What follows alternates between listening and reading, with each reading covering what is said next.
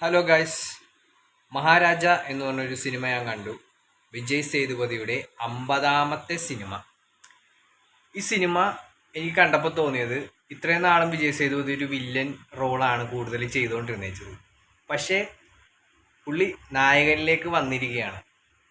നായകനെന്ന് പറഞ്ഞാലും അതിലൊരു വില്ലത്തരം ചെറുതായിട്ട് എവിടെയൊക്കെ ഉണ്ട്.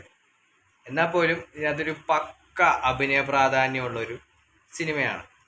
പിന്നെ ഈ സിനിമയിൽ എനിക്ക് കഥ പറയാനായിട്ട് ഇത് ഭയങ്കര ഫസ്റ്റ് ഹാഫ് നമ്മൾ വിചാരിക്കും ഇത് വേറൊരു ടൈപ്പ് കഥയാണ് എന്ന് നമ്മൾ വിചാരിച്ച് സെക്കൻഡ് ഹാഫിലാണ് എന്താണ് കഥയെന്നുള്ളത് പറയുന്നത്. പിന്നെ ഇതിനകത്ത് ഇതിൻ്റെ ക്ലൈമാക്സ് എങ്ങനെ ആകും എന്നുള്ളത് നമുക്ക് അറിയാൻ പറ്റും, എന്താണെന്നുള്ളത് അറിയാം. അത് പല സിനിമകളിലും ഇതിനു മുമ്പ് കണ്ട ഒരു സംഭവം തന്നെയാണ്. ഇതിൻ്റെ പുതുമ എന്താണെന്ന് പറഞ്ഞു കഴിഞ്ഞാൽ, വിജയ് സേതുപതി ആ ഒരു സിറ്റുവേഷൻ എങ്ങനെ ഹാൻഡിൽ ചെയ്യും, ക്ലൈമാക്സിൽ എങ്ങനെയായിരിക്കും ആ ഒരു ഇത് ഹാൻഡിൽ ചെയ്യുന്നത്, ആ ഒരു ക്യൂരിയോസിറ്റി മാത്രമേ ഉള്ളൂ പുതുമയായിട്ടുള്ളത്. ഇതിനകത്ത് എടുത്തു പറയേണ്ട പോസിറ്റീവ് എന്ന് പറയുന്നതിൻ്റെ അവതരണമാണ്. എഡിറ്റിംഗ് അവതരണം ഒരു നോൺ ലീനിയർ സ്ക്രിപ്റ്റാണ് ഇതിൽ ഉപയോഗിച്ചിട്ടുള്ളത്. കാരണം ഇത് നേരിട്ട് ഒരു എന്താ പറയുക, ഒരു നേരെ കഥ പറയാതെ വളഞ്ഞ് കഥ പറയുക, ആളുകളെ കൺഫ്യൂസ് ചെയ്യിപ്പിക്കുക. ട്വിസ്റ്റൊക്കെ ഉണ്ട്, ട്വിസ്റ്റിൻ്റെ അത് വിട്, അത് അവസാനമൊക്കെ എത്തിക്കഴിയുമ്പോൾ ഇതായിരിക്കും എന്നുള്ള ഏകദേശം ഇത്രയും നാളും പടം കണ്ടൊരു എക്സ്പീരിയൻസിൽ ഏതൊരു പ്രേക്ഷകനും മനസ്സിലാവും. പിന്നെ ഇതിനകത്ത് എടുത്തു പറയേണ്ട ഒരു മെയിൻ തീം എന്താണെന്ന് പറഞ്ഞു കഴിഞ്ഞാൽ, കർമ്മ എന്നൊരു സംഭവമുണ്ട്. അത് കഥ ഞാൻ കൂടുതലായിട്ട് പറയാനില്ല, എന്നാൽ ഇത് ജസ്റ്റ് ഒന്ന് കേട്ടാൽ മതി. കർമ്മ എന്നൊരു സംഭവമുണ്ട്. കാരണം നമ്മൾ ചെയ്യുന്ന പാപങ്ങൾ അത് നമ്മൾ അനുഭവിക്കും. നമ്മളായിരിക്കില്ല ചിലപ്പോൾ അനുഭവിക്കണം, നമ്മുടെ മക്കളോ നമ്മുടെ കൂടെയുള്ളവരോ ആയിരിക്കും അത് അനുഭവിക്കുന്നത്. അപ്പം അത് നേരിട്ട് കാണേണ്ടി വരുന്ന ഒരവസ്ഥ, ആ ഒരു സംഭവം അത് ഡയറക്ടർ ഇതിനകത്ത് കർമ്മ എന്നൊരു സംഭവം ഇതിനകത്ത് ഉപയോഗിച്ചിട്ടുണ്ട്. പിന്നെ ഇതിനകത്ത് എന്താ പറയുക, നോൺ ലീനിയർ ആയിട്ടാണ് സിനിമ ചെയ്തിരിക്കുന്നത്. നോൺ ലീനിയർ സ്ക്രിപ്റ്റിൻ്റെ പ്രത്യേകത എന്ന് പറഞ്ഞാൽ, ഇതിന് സംഭവം പറഞ്ഞു കഴിഞ്ഞാൽ നമ്മളിത് വിചാരിക്കും ഇതൊരേ കാലഘട്ടത്തിൽ നടന്നു പോകുന്ന സീനുകളാണ് എന്ന് വിചാരിക്കും. പക്ഷെ അത് ഡിഫറെൻ്റ് ആയിട്ടുള്ളൊരു കാലഘട്ടമാണ്. അത് ഇപ്പോൾ ഉദാഹരണം പറയുകയാണെങ്കിൽ, ഇപ്പോൾ എൻ്റെ ഒരു സീൻ ഇപ്പം കാണിക്കുകയാണ്, ഇപ്പം ഞാനിവിടെ ഉണ്ടെന്നുള്ള രീതിയിൽ കാണിക്കുകയാണ്. പക്ഷേ തൊട്ടടുത്ത സീൻ വേറൊരാളുടെ സീൻ കാണിക്കുകയാണ്. പക്ഷേ ആ ഒരു സീൻ നടക്കുന്നത് ചിലപ്പോൾ 1950-ലായിരിക്കും. പക്ഷെ നമ്മൾ വിചാരിക്കുന്നത് ഈ കാലഘട്ടത്തിൽ നടക്കണമെന്ന് വിചാരിക്കും. അപ്പോൾ അങ്ങനെ കുറേ ഫേക്ക് ആയിട്ടുള്ള കുറേ സംഭവങ്ങൾ ഇതിനകത്ത് ചെയ്തിട്ടുണ്ട്. ഫേക്ക് സീൻസ് ആഡ് ചെയ്തിട്ടുണ്ട്, ഫേക്ക് സ്റ്റോറി ആഡ് ചെയ്തിട്ടുണ്ട്. അപ്പം അങ്ങനെ കുറേ എന്ന് വെച്ചാൽ പ്രേക്ഷകരെ എങ്ങനെ കൺഫ്യൂസ് ചെയ്യിപ്പിക്കുക എന്നുള്ള ഇത് സംവിധായകൻ ഇതിനകത്ത് നല്ല രീതിക്ക് പണിതിട്ടുണ്ട്. പിന്നെ ഇതിൻ്റെ സംവിധായകൻ ഞാൻ കേട്ടത്, പുള്ളി ലോകേഷ് കനകരാജിൻ്റെ ആദ്യത്തെ സിനിമയുടെ ഒപ്പം എന്തോ ഒരു പേരുണ്ട് പുള്ളി ആദ്യത്തെ പടത്തിൻ്റെ, കറക്റ്റായിട്ടൊക്കെ ഓർമ്മയില്ല, എന്തോ ഒരു കുരങ്ങ് ബൊമ്മയോ എന്ന് പറഞ്ഞൊരു സിനിമയാണ്. അതിനുശേഷം പുള്ളി ഇപ്പോഴാണ് ഈ ഒരു സബ്ജക്റ്റായിട്ട് വരുന്നതെന്നാണ് ഞാൻ കേട്ടത്. കറക്റ്റായിട്ട് അറിയില്ല, ഞാനിവിടെയോ വായിച്ചതാണ്. അപ്പോൾ പുള്ളി ഇതിനകത്ത് സ്ക്രിപ്റ്റ് എഴുതി കഴിഞ്ഞൊരു 14 ഡ്രാഫ്റ്റ് വേറെ എഴുതിയിട്ടാണ് ഈ ഒരു സിനിമയിലേക്ക് തന്നെ വന്നത്. അപ്പോൾ അതിൻ്റെ ഒരു നല്ല രീതിക്ക് സ്ക്രിപ്റ്റ് ഇട്ട് പണിതതിൻ്റെ ഒരു വിഷയം ഇതിനകത്ത് അടിപൊളിയായിട്ട് സംഭവിച്ചിട്ടുണ്ട്.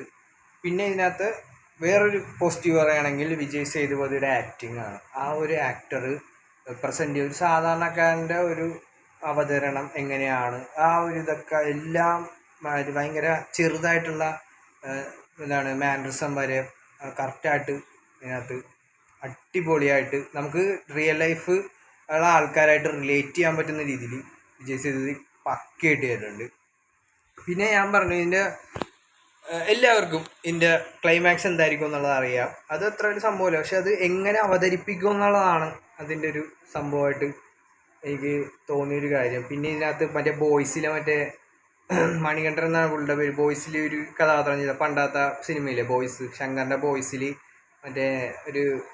ഒരാളില്ലേ, ആ കുറേ നാൾക്ക് ശേഷം പുള്ളി സിനിമയിൽ ചെയ്തിരിക്കുകയാണ്. നല്ല പുള്ളിയുടെ റോൾ നല്ല ബെസ്റ്റായിട്ട് ചെയ്തിട്ടുണ്ട്. പിന്നെ അരുവിൻ്റെ കശപ്പ് പുള്ളിയുടെ റോള് പക്കയായിട്ട് പുള്ളി ചെയ്തിട്ടുണ്ട്. എനിക്ക് മറ്റേ പുള്ളിയുടെ എല്ലാത്തിലും ഒരേ ടൈപ്പ് തോന്നാറുണ്ട്. മറ്റേ ഈ മെയ്ക്കുന്നൊടികളുടെ അതേപോലത്തെ ഒരു ടൈപ്പ് മാനറിസവും അങ്ങനത്തെ ഇതൊക്കെ ഉണ്ട്. എന്നാലും അടിപൊളിയായിട്ടുണ്ട്. പിന്നെ അഭിരാമി നല്ല രീതിയിൽ ചെയ്തിട്ടുണ്ട്.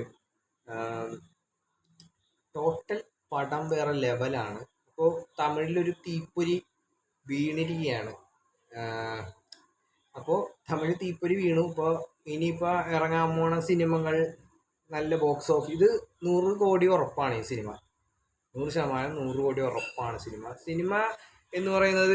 പിന്നെ ഇതിനകത്തൊരു സംഭവം ഞാൻ പറഞ്ഞുതരാം. മാസ് കാണിക്കാനായിട്ട് വലിയ രീതിയിലുള്ള മാനറിസോ അങ്ങനെ ബോഡി ബിൽഡപ്പോ അങ്ങനെ ഒന്നും വേണ്ട. വിജയ് സേതുപതിയുടെ ഈ ഒരു സിനിമ പോയി കണ്ടാൽ മതി. ഒരു ഇൻ്റർവെൽ ബ്ലോക്ക് ഉണ്ട്, ഇതിൻ്റെ ഇൻ്റർവെൽ പഞ്ച് സീനുണ്ട്. അത് വേറെ ലീഗാണ്. അതെന്ന് വെച്ച് കഴിഞ്ഞാൽ ഒരു ട്രാൻസ്ഫോർമേഷൻ ഒരു സീനാണ്. അത് അടിപൊളിയായിട്ട് തരുന്നുണ്ട്. എനിക്ക് കോരിത്തരിച്ചു പോയി സീൻ കണ്ടിട്ട്. ഇൻ്റർവെല്ലിന് എൻ്റെ തൊട്ടടുത്തിരിക്കണം ഭയങ്കരമായിട്ട് കോരിത്തരിച്ചു പോയി ആ ഒരു സീൻ. പിന്നെ ഇതിനകത്ത് ചർച്ച ചെയ്യുന്ന വിഷയം എന്ന് വെച്ച് കഴിഞ്ഞാൽ മറ്റേ ഞാൻ കൂടുതലായിട്ട് കഥയിലോട്ട് പറയുന്നില്ലേ, കണ്ടൊരു എക്സ്പീരിയൻസ് പറയുന്നത്. ഞാൻ കൂടുതലായിട്ട് പറയാത്തതിൻ്റെ ഒരു കാര്യം എന്ന് പറഞ്ഞു കഴിഞ്ഞാൽ കാണുമ്പോഴുള്ള ത്രില്ല് പോവും. അതുകൊണ്ടാണ് പറയാത്തത്. പിന്നെ അത്യാവശ്യം നല്ലൊരു ആൾക്കാരുണ്ടായിരുന്നു. ഞാനത് ഈ സിനിമക്ക് അങ്ങനെ ആരും ഉണ്ടാവില്ല എന്നുള്ളത് ഞാൻ വിചാരിച്ചു. പക്ഷേ ഈ സിനിമക്ക് അത്യാവശ്യം ആൾക്കാരുണ്ട്. ഞാൻ ഈ സിനിമ കാണാൻ പോയതിൻ്റെ പ്രധാന കാര്യം എന്ന് പറഞ്ഞു കഴിഞ്ഞാൽ ഞാനിങ്ങനെ റിവ്യൂ കണ്ടായിരുന്നു. എന്ന് വെച്ച് കഴിഞ്ഞാൽ റിവ്യൂ കണ്ടില്ല, വെറുതെ ഇപ്പോൾ കോക്കിൻ്റെ ആയാലും വേറെ കുറേ ആൾക്കാരുടെയൊക്കെ ഇങ്ങനെ അടിപൊളി എന്ന് പറഞ്ഞ് കണ്ടപ്പോൾ ഓക്കെ, നമുക്ക് തിയേറ്ററിൽ കാണാൻ പോകാൻ പറ്റിയ പടങ്ങളിപ്പോൾ ഇല്ല. ഓൾമോസ്റ്റ് എല്ലാ പടവും ഞാൻ ഇങ്ങനെ അത്യാവശ്യം പോയി കാണാറുണ്ട്. നല്ല പടങ്ങളൊക്കെ അങ്ങനെ നല്ല റിവ്യൂ ഉണ്ടായതിനെ പോയി കാണാമെന്ന് കരുതി. വെറുതെ മോശം പടത്തിന് പോയി വെറുതെ നമ്മുടെ സമയവും പൈസയും കളയേണ്ടെന്ന് വിചാരിച്ചാണ് അങ്ങനെ ഒരു തീരുമാനം എടുത്തത്. ഫസ്റ്റ് ഡേ കാണുന്ന പരിപാടി നിർത്തി എന്ന് തന്നെ പറയാം.